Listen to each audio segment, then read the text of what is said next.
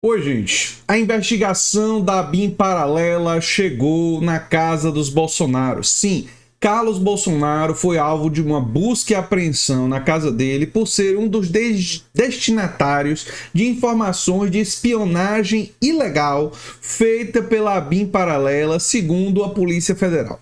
Eu sei que a ansiedade de muitos de vocês para que os Bolsonaros sejam presos é muito grande.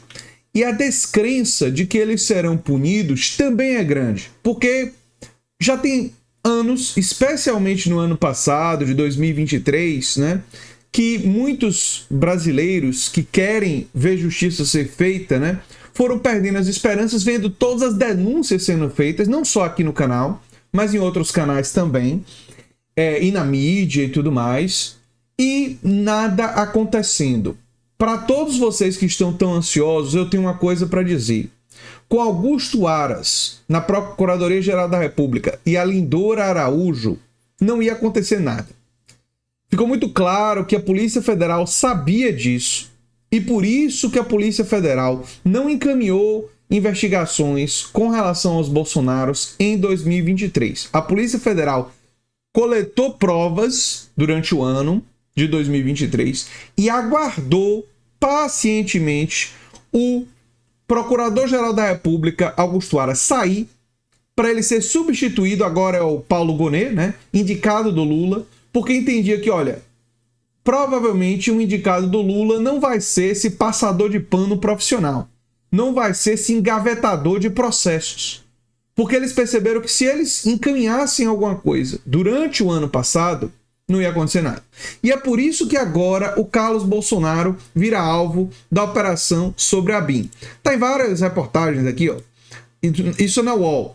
Carlos Bolsonaro é alvo de operação e investigação sobre a BIM paralela. PF faz busca e apreensão contra Carlos Bolsonaro por a BIM paralela.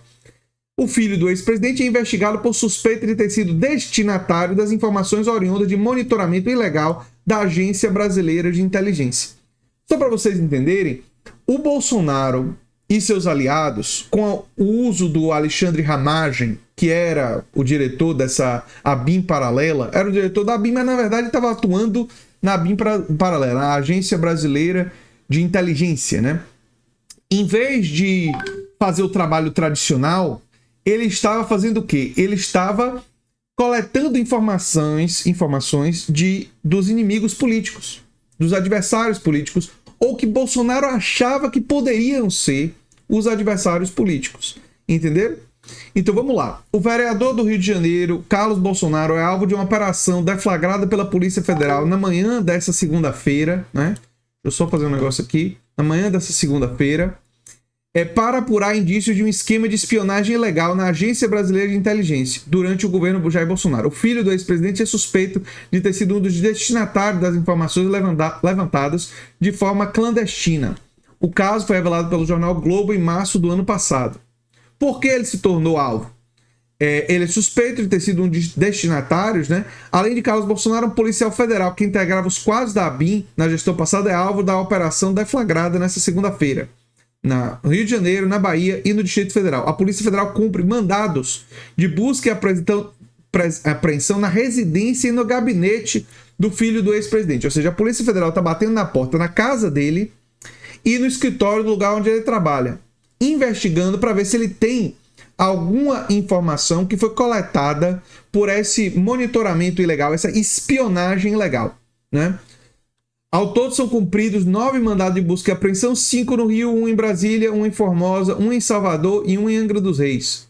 Quem são os alvos? Eu já falei do Alexandre Ramagem, mas tem também a Luciana Paula Garcia da Silva Almeida, assessora do gabinete de Carlos, ou seja, pode estar com ela, né? Alguma coisa. A Priscila Pereira da Silva, assessora do deputado Alexandre Ramagem, outra assessora de um deputado, ex-diretor-geral da ABIN, e Giancarlo Gomes Rodrigues, militar do Exército que estava cedido à ABIN, que tem a suspeita de que tem militares envolvidos nisso. Aliás, o pânico do general Mourão, o pânico de outras lideranças bolsonaristas, do Carlos Jordi e tal, é porque eles sabem que essa investigação pode chegar nos militares golpistas, que não são todos os militares, mas que são aqueles militares que estavam mais umbilicalmente ligados ao Bolsonaro.